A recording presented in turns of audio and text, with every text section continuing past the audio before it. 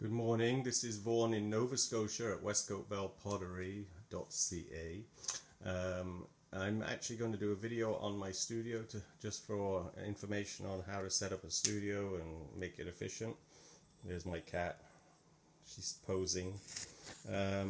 Basically, I actually have a large studio. It's about 1,500 square feet downstairs and 1,500 square feet upstairs where my wife works. I have the downstairs, she has the upstairs.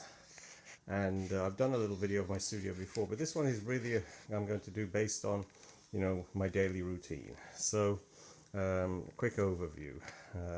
How do we set up an efficient studio is basically what I'll call this. I have a lot in here, even though it's a big space. This is the wheel that I throw on all the time. I actually have 4 against that wall there. I used to teach classes. I'm not sure if that will happen again because of COVID. But I throw on this little table, on that wheel next to the table, I should say, and right here I have a little wheel table that I can roll anywhere I want. So basically that makes that easy. And I have a stool. If you can notice, it's raised up at the back, so the front is level, just maybe a centimeter from the ground, and at the back it's actually about 2.5 inches up. That helps me throw to save my back. My bats are right next to where I throw, so that makes it easy, and I've got a lot of different bats.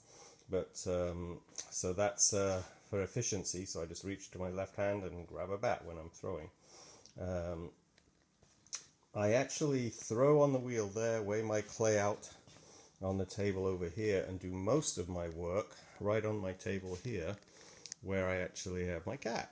And but this is a nice table. It's got light from 3 different sides coming onto it, so I've got plenty of light. And there's a door to the deck right outside here, where if I feel like it, like today, there's a little breeze and it's nice to get some fresh air in here. But this is where I do all my stencil work, my weighing of my clay, stencil removing and things like that. This is a stencil table right next to here, and the rain barrels are outside. I don't have running water in this studio, and there's my propane tanks for my gas kiln. But this is a table where I cut paper stencils for templating and resisting slips. And there's a little shelf with some books, music machine and such.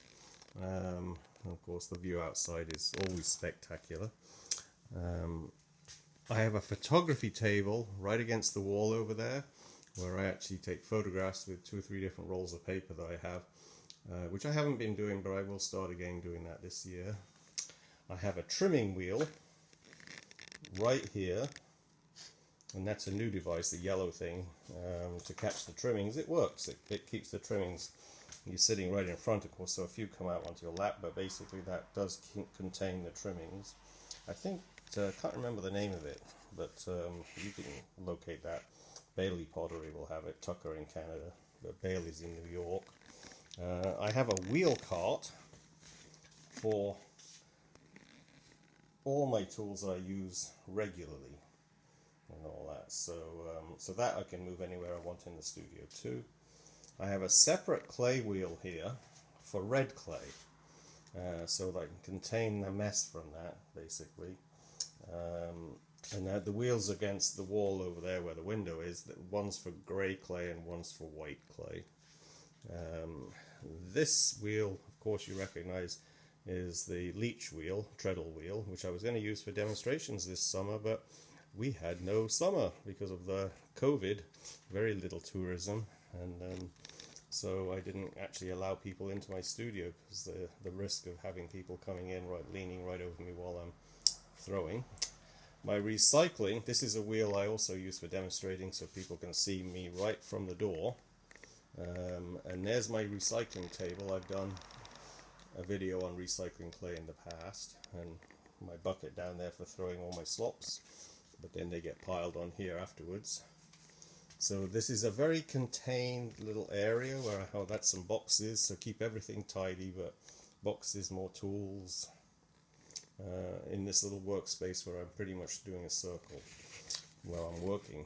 But okay, this is, I think, is very important.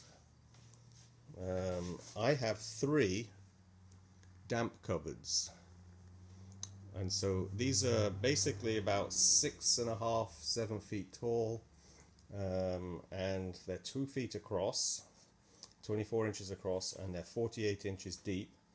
And I use the one on the right for ongoing work that's still soft, the one in the middle for work that needs trimming, so it's getting to the leather hard stage, and the one on the right is for work that has been trimmed and is just drying.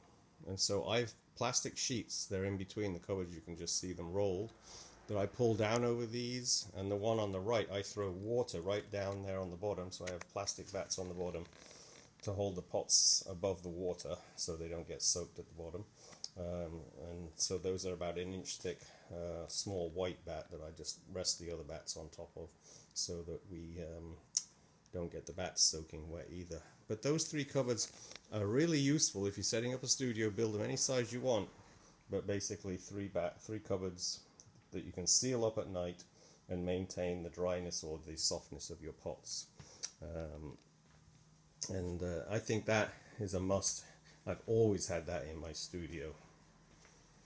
And then this side, it's a big space. We used to teach classes, so I sold half my wheels last year. But basically,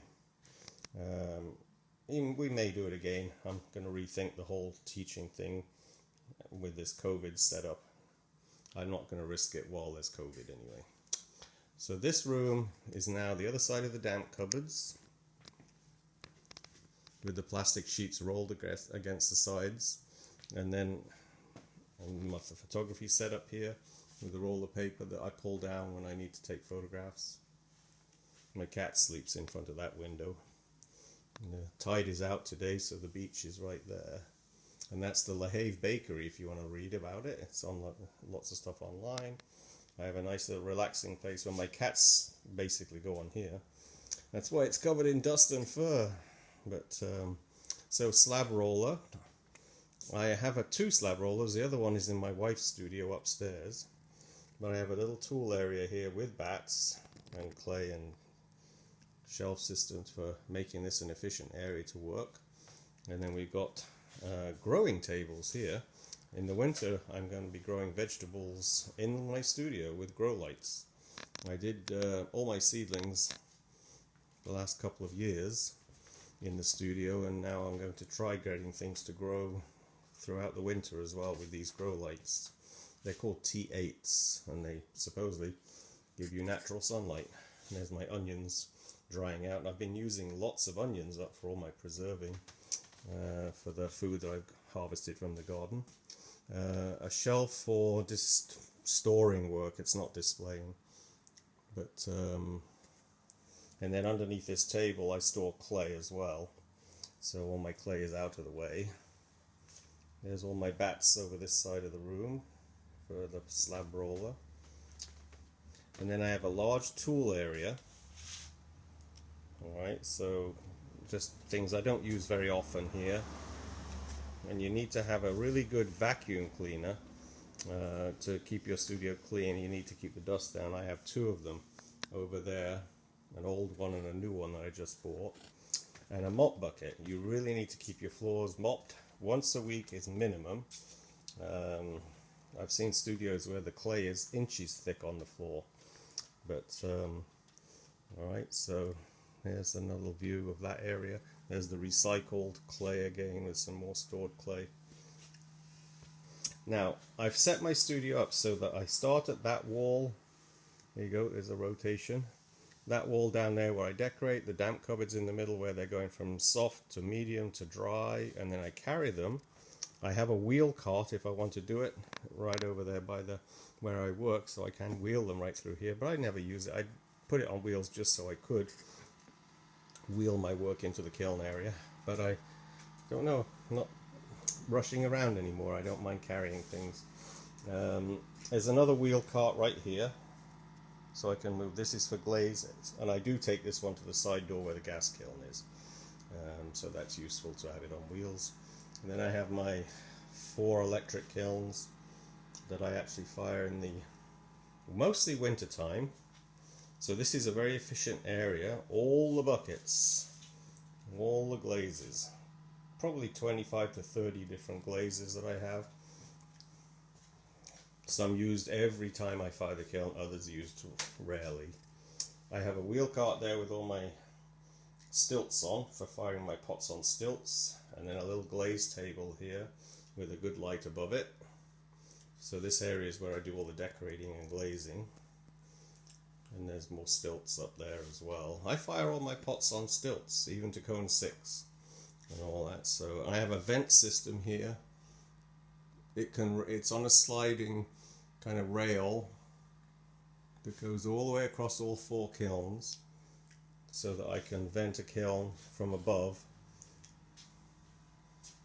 And then there's a glazed chart there. My sinks I have as no outlet sinks, so I recycle all the water, and I have this sink set up for all the dirty stuff, and then the sink to the left is where the water settles into the other bowl and is basically filled, gets pretty clear by then, and I recycle that water gets used again into my glaze area or on the throwing wheels, so that I actually don't use a lot of water. And I have a sponge bowl pug mill here. So this is a no outlet sink system, so I don't have to worry about blocking up my drain. But and that's it, basically. That's all you need if you were setting a studio up. That gives you the gist on what I've done myself. And you don't need as much space as I've got here. If you're lucky enough to find a big old barn and you can renovate it, it's nice to do so, but then you've got to heat the building in the winter, which can get costly. Or you can use the electric kilns inside the building and get some subsidized heat. Alright, well, thanks for stopping. That was a short video, and thanks for joining me for 12 minutes of looking at my studio. If you have any questions, just post the comments, and then I can let you know if I think what you're doing is going to be good. Alright, thanks very much. Bye.